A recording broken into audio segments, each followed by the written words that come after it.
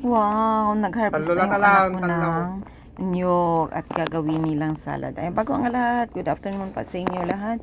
Please like and share and subscribe my YouTube channel, Dang Variety Vlogs. Ayan nga po yun. Ayan o, ang saya-saya ng anak ko na nag-harvest ng buko. Ayan, siguro namimiss nila na gumawa ng salad.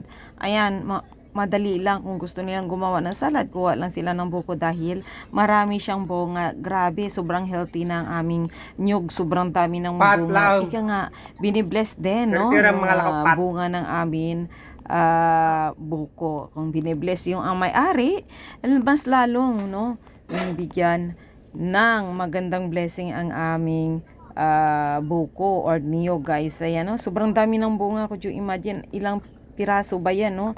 Sa isang tangkay, napakarami, no? Napakarami talaga ng bunga, no? Ang sarap sa feelings talaga, no, guys, to na may tanim ka, ika nga, may tinanim, may aanihin, no? Ayan, no?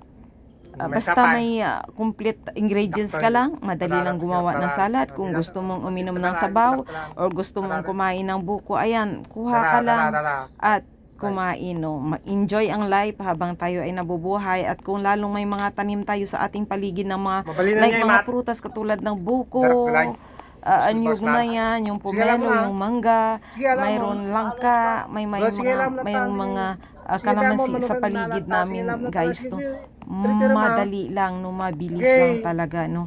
Na kung gusto mong magluto, na kung mayroon kayong ingredients, mayroon ka lang mga kung anong prutas dyan, madali lang talaga, guys, no? Mabilis dahil ang blessing nandyan na. Ayan, no? Ang tungtwa yung anak ko, yun, no? Pinapatungan niya pa yung ulo ng niyog para makuha lang. Sabi ng daddy niya, sige, kunin mo na lahat yan kasi marami pa naman at kunin ko yung isa at titikman ko rin ang ating buko, no? Ayan, no? Sabi ko nga sa asawa ko, kasi, for example, pag may mga UTI ka o may mga problema ka sa urinary complex, no? Pwede kang uminom ng buko, makakahelp po yan. Lalo pa, iinitin mo yung sabaw niya.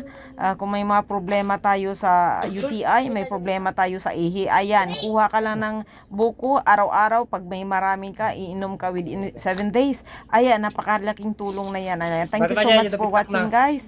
Ayan, no, tingnan nyo man, napakarami ng buga ng aming niyog. Thank you so much and God bless everyone. Bye-bye!